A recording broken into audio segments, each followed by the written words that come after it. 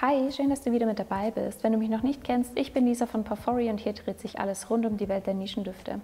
Ich habe den Wunsch bekommen, mal ein paar Düfte vorzustellen von der tollen Marke Laboratorio Olfativo und natürlich gehe ich dem Wunsch sehr gerne nach. Insofern habe ich euch heute mal eine kleine Auswahl an Düften der Marke mit dabei. Wenn euch die Düfte gefallen, dann schreibt mir das gerne in die Kommentare, dann bringe ich sehr gerne in einem neuen Video noch die anderen Düfte mit. Lasst uns mal gemeinsam reinstarten mit dem allerersten Duft und zwar ist das der Noblige von Laboratorio Olfativo. Vielleicht mal kurz ein paar Worte zum Flakon. Die Flakons allgemein sind sehr, sehr schlicht gehalten, hier mit einem weißen Label. Es gibt auch noch Düfte, die ein dunkles Label haben. Da habe ich auch zwei mit dabei. Das sind eher Düfte, die so ein bisschen herber und rauchiger sind. Das schon mal als kleiner Spoiler. Aber der Noblige geht in eine komplett andere Richtung. Das ist für mich wirklich so ein sehr, sehr zitrischer Duft. Merkt man auch schon direkt im ersten Sprühen.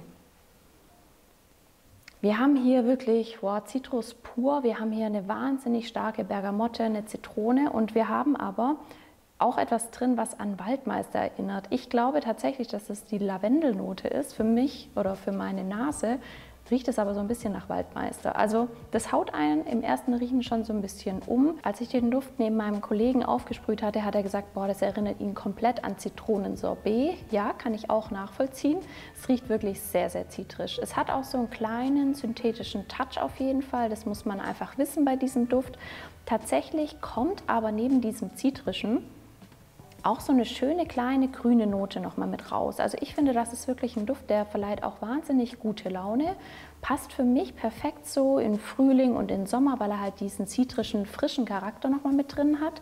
Der Duft wird aber im Verlauf ein bisschen cremiger. Wir haben hier eine Iris drin, die keine Pudernote mit reingibt, sondern schon so leicht cremig ist. Und wir haben eben auch weißen Moschus mit drin, was das Ganze sehr schön setzt, eben auch nochmal so eine Fülle mit reingibt, nochmal eine gewisse Cremigkeit.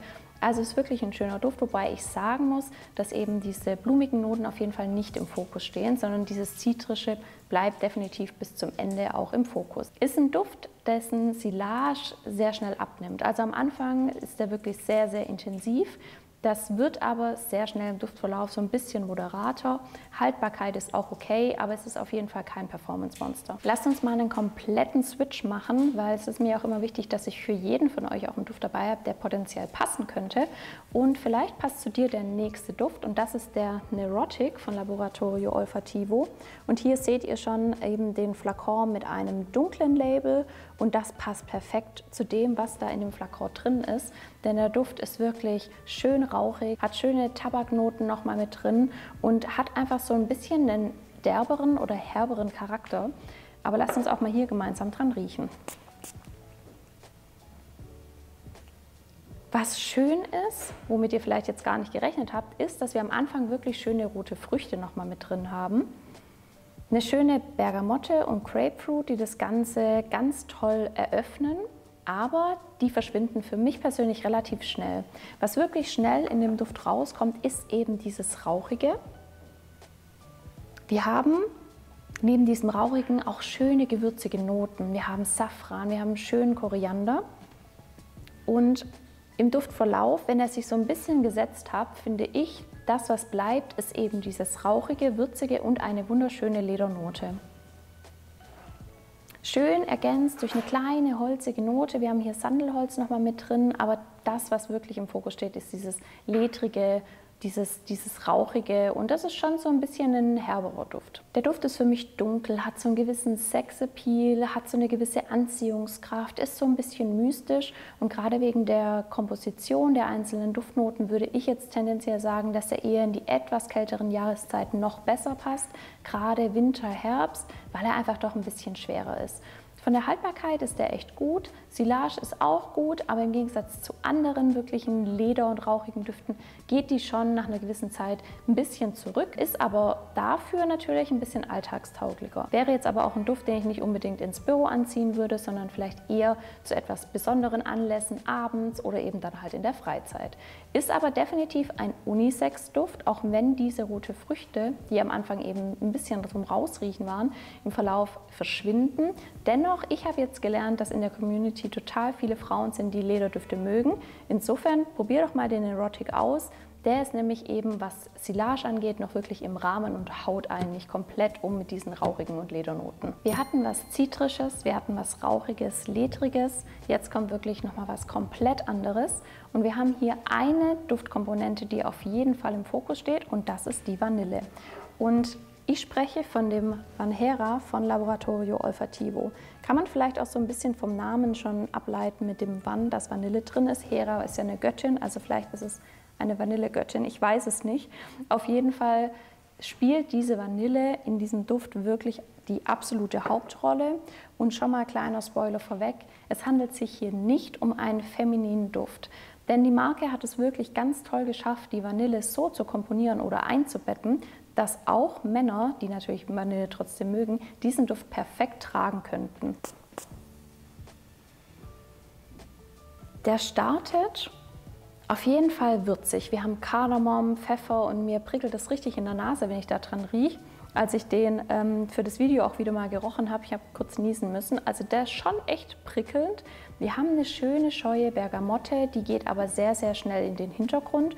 Und was dann eben richtig schön rauskommt, ist neben Kardamom und Pfeffer eine ganz tolle Zimtnote und dann kommt schon die schöne Vanille. Und das ist wirklich eine sehr, sehr schöne und interessante Kombination.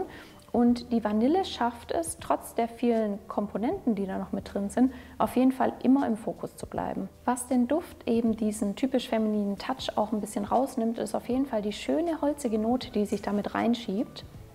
Der Duft wird im Verlauf aber auf jeden Fall cremiger, durch die Vanille an sich bestimmt, aber auch durch den Moschus, der da mit drin ist. Der ist von der Silage okay, ist jetzt aber nicht so der Burner, also haut jetzt nicht mega rein. Haltbarkeit ist okay, aber es ist halt ein bisschen körpernäher, der schreit auf jeden Fall nicht, der Duft. Dafür ist er natürlich aber auch besser alltagstauglich. Für mich jetzt rein, weil es eben so ein würziger Vanilleduft ist, besser passend für die etwas kälteren Jahreszeiten, Herbst, Winter, vielleicht noch Frühling, für den Sommer, wäre der mir einfach so ein bisschen zu vanillig. Wir hatten zitrisch, wir hatten rauchig und wir hatten so vanillig, schon fast ein bisschen gourmandmäßig. Was fehlt da noch? Genau, grün, frisch. Und das ist der nächste Duft, und zwar ist das der Esvedra. Und der geht eben in eine schöne, frische, grüne Richtung. Und tatsächlich ist der Duft der gleichnamigen Inseln bei den Balearen gewidmet.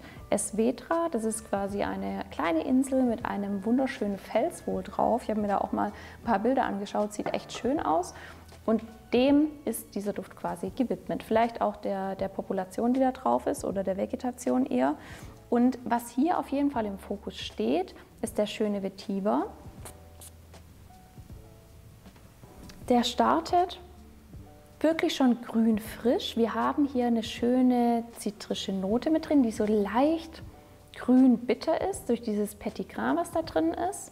Also wirklich schön. Wir haben hier auch einen schönen Koriander mit drin, was das Ganze vielleicht nochmal unterstützt. Ich finde, der ist aber tatsächlich nicht so kantig in diesem Duft. Also ich bin persönlich überhaupt kein Koriander-Fan, zumindest nicht im Essen. Ich finde aber bei dem Duft, da wirkt er wirklich richtig schön und er wirkt eben rund. Eben vielleicht durch den Moschus, der da auch mit drin ist, unterlegt es schön, wird ein bisschen cremig. Und ich muss aber auch dazu sagen, dass es sich hier jetzt nicht um so einen mega komplexen Duft handelt. Also der riecht ähnlich im ersten Sprühen wie irgendwie eine Stunde später oder auch 3 oder 4 Stunden später. Das heißt, wir haben hier einfach keine komplexe Duftentwicklung am Start, sondern der Duft riecht eigentlich so auch auf der Haut die ganze Zeit, wie man ihn im ersten Riechen auch wahrnimmt. Und da ist er eben grün, frisch und leicht cremig, obwohl er schon auch ein bisschen pudrige Noten nochmal mit drin hat.